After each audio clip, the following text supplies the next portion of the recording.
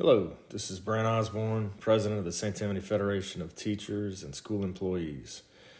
Promise to keep this one brief. I just wanted to comment on some of the incidents that occurred at last Thursday night's board meeting and give you some updates on negotiations. So we did the MOU with the Federation. Unfortunately, the proposal was denied. And I'm disappointed. I know they're disappointed. I'm disappointed. I'm disappointed for whether you're Federation employees or whether you're just a traditional St. Tammany Parish employee. So, I was hoping that we could come to some kind of resolution that would get us to negotiations and to July 1st. But unfortunately, that wasn't done. What further bothers me is today I get the report from the task force that advises the legislature on what pay raises should look like next year. So you probably have read that. So that task force recommended today a $1,500 pay raise for teachers next school year starting July 1, and for support people $750. So in looking at that, that's $750 for an entire school year, whereas this board was offered $1,000 right now in stipends for 5 months. So looking back at it, I feel like as a superintendent, it was fair. Board members felt it was fair, but unfortunately, it was not accepted. So I hope I explained that correctly. And, I just wanted to let the board members understand where we were and how we got to that point today.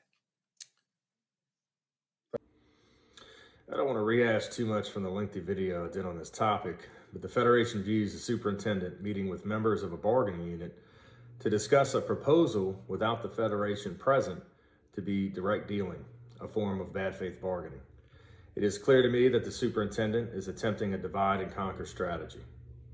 Notice his use of the divisive categories, Federation employee and traditional St. Tammany employee, as if members and non-members don't all fall under the same collective bargaining contract and process. Our local was chartered on November 11th, 1978, predating Superintendent Jabby's career. So our union was here before he entered our system, and it will be here after he leaves it. If that's not traditional, I don't know what is.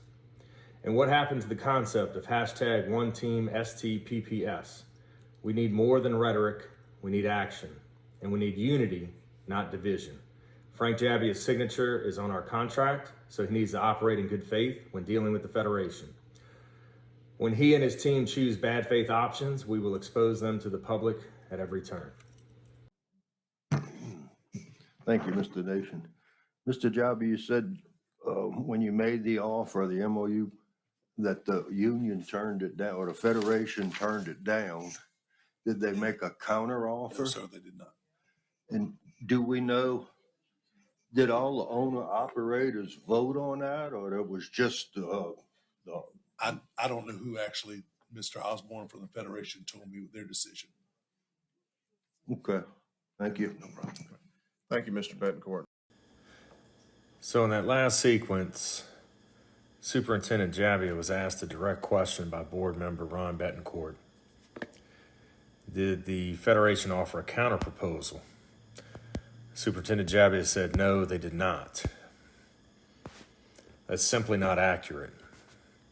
Now, after the meeting, he approached me and he tried to come up with an excuse for why he got confused.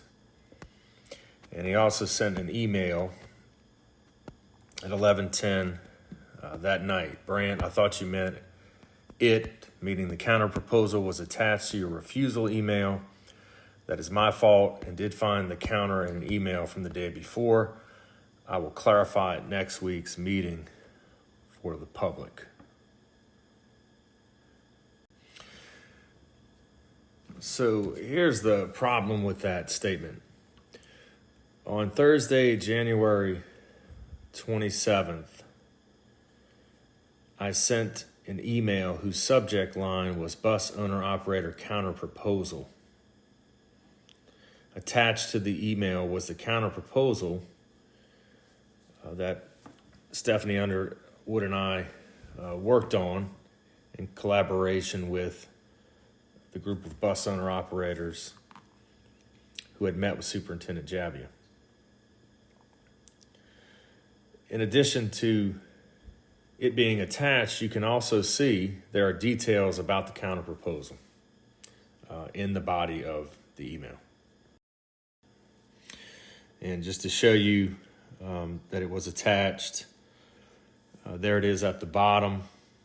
You can pause and zoom in, but basically they had offered an additional $200 extra a month. Our ask was significantly above that, but more in line with the numbers given to the bus owner operators by Superintendent Jabbia in their meeting. And we understand his need to consult with the chief financial officer before making his proposal, but we still feel like this was a fair counteroffer. And certainly in the spirit of negotiation, we could have gone back and forth to arrive at a compromise. But we felt this number, because it was retro, would be better in terms of making our owner-operators whole. There appears to be, on the part of the superintendent and some of the board members, doubt about the true need for this help at this time, despite all of the testimony and data that has been delivered to them, despite the fact that the Director of Transportation, George Bodie, was a part of the study that led to House Bill 364 that illustrated the problems, the root cause of which is that the bus owner operator state operational pay hasn't been updated since 1986. So given that their lobbyists defeated that bill, we needed something to help get them through this difficult year of hyperinflation. So when I talk about bad faith bargaining, notice that my email was sent at 2:45, and the response here is at 3:07 p.m. So not only did I send a counter proposal, but it was received and not seriously considered. So if you notice, this thread is called Superintendent's Offer. So this was the second thread that Superintendent Jabbia is likely to bring up at Thursday's meeting. So in this thread, I had asked all the owner-operators that had attended that meeting to reply whether or not they thought the deal was fair and whether or not they thought the Federation should take the deal as is. None thought it was fair. None thought we should take it. Many talked about or used the word that found it insulting, and they felt it would anger our owner-operators at a time when they're really hurting and in need. So if you look here, this is January the 28th.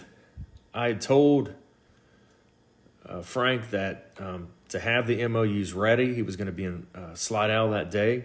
I said, just in case, after consulting with the owner-operators, just in case they wanted to take the deal, I'd just meet him. But after we consulted, I decided it was best to stick with the decision not to sign the MOU. So here's the problem when Superintendent Jabbia tries to explain himself. It doesn't matter that the counterproposal is attached to this particular thread, because if you look at the third paragraph, I am requesting that management's proposal should be on the agenda so that it may be discussed and possibly amended. I would like to be formally recognized so that I can explain the Federation's view of the process. If we can come to terms, I will sign an MOU that night. Another alternative would be for an agreement to be voted on by the board during February 10th meeting, which is possible based on board policy. So his storyline just doesn't wash, and I did not appear on the agenda. I view this as an attempt to control the narrative, and the Federation and also our members and potential members see right through this. This is bad faith bargaining, and it's hurting employees and by extension children. So rather than just own up and move forward, he scrambles for some kind of excuse, and I'm just not buying it. In the same way Bessie didn't buy his storyline about the charter application process, I reject these tactics.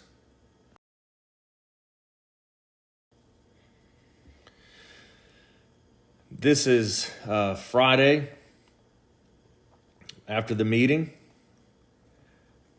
I sent the email with the counterproposal to all the board members showing them that I had indeed sent a counterproposal.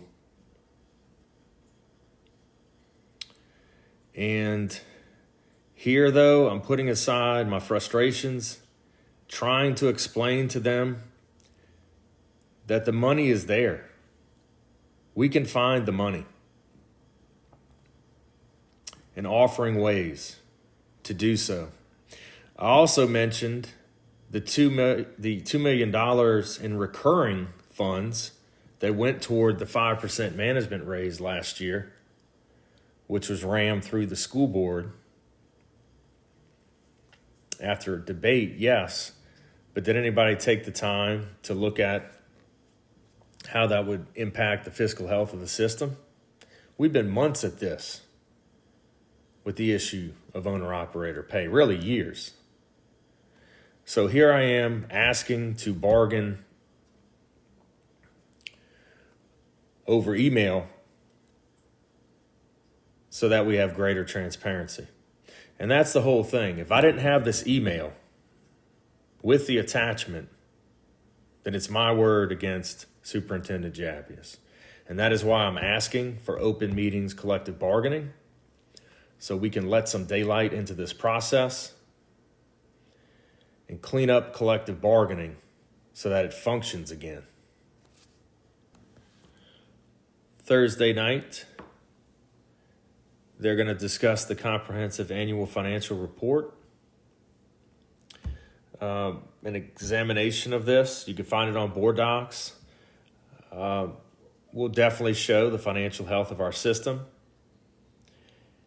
And in my view, shows that the notion that they can't come up with more funds to help owner operators is ludicrous based on the enormous wealth that this parish is blessed with.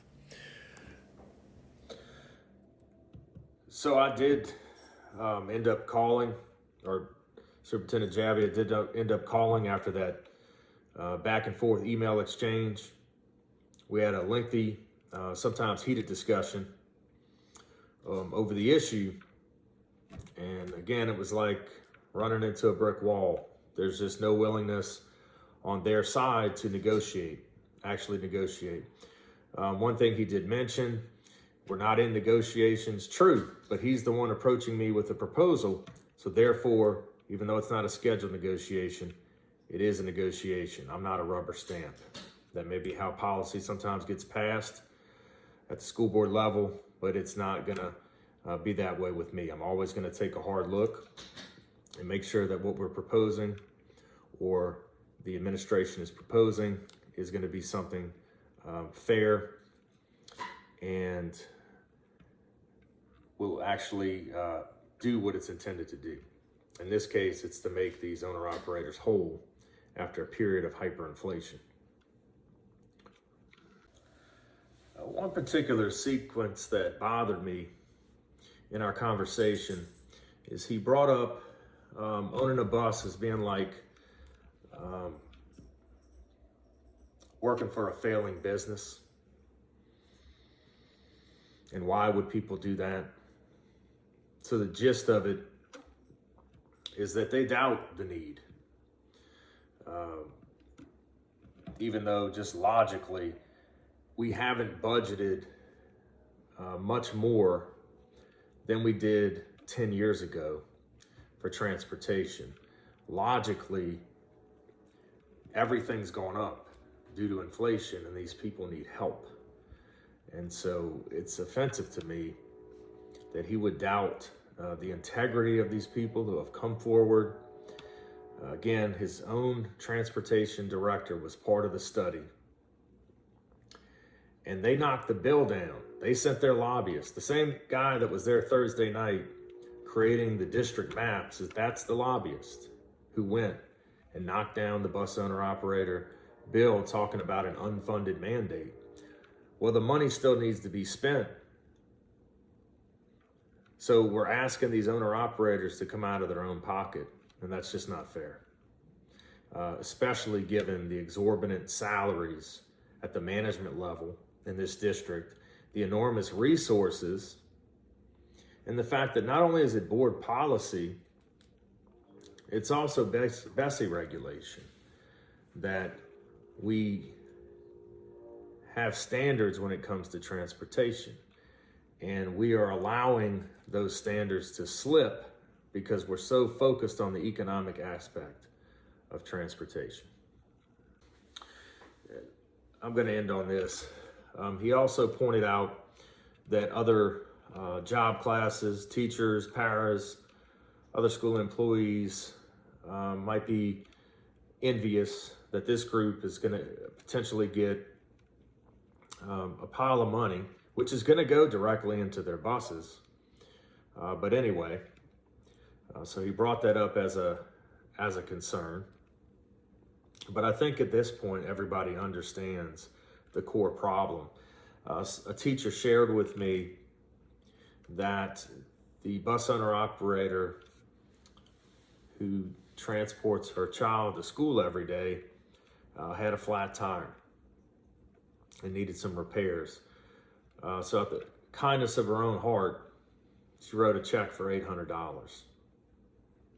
So if you're worried about other job classes, these job classes are worried about each other in a way that it seems management is not.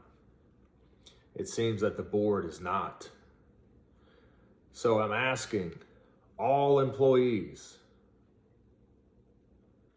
Federation members or potential members, all job classes, we need to unite together because the issues facing one affect all. Bad faith bargaining affects all of us because it corrodes the bond that was forged years ago. And collective bargaining was something that was hard fought for. And so we just need to restore it, return it to its proper place. Again, we're going to do things in a fiscally responsible way. But this board and this superintendent and his team are fiscally irresponsible in that they take these massive resources provided by the taxpayer and they fail to invest them in the places where they're needed most. At this point, the ball is in their court. I've asked Superintendent Jabbia to look at our proposal with fresh eyes and to get back with us. I still think we can get something done by the 10th. I will be doing a series of videos this week highlighting some of the problems we face. And I would like to reach out here at the end and just say, look, I know it's tough to make it to the meetings, but you can see we are who we say we are. This is a fight, unfortunately. I do believe there will be a time of greater cooperation, but we need you to join the union if you have not already. We need resources. Our density is only 43%. That's not even a majority.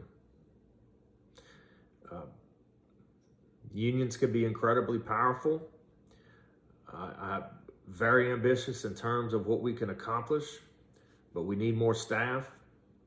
Legal resources are expensive. We make assiduous use of the funds, and we have made cost-saving measures, but the bottom line is employees are expensive. And so We have some employees we would like to bring in to augment what we're doing, but we definitely need your support. The next meeting is Thursday. We are going to ask people to wear red, not just to the meeting, but also throughout the workday as a show of solidarity. All right, thank you. I'm really intend for these things to be 3 minutes, but these are incredibly complex problems, so I'm going to work on that. But just know I'm coming from a good place, and I will continue to fight. Thank you.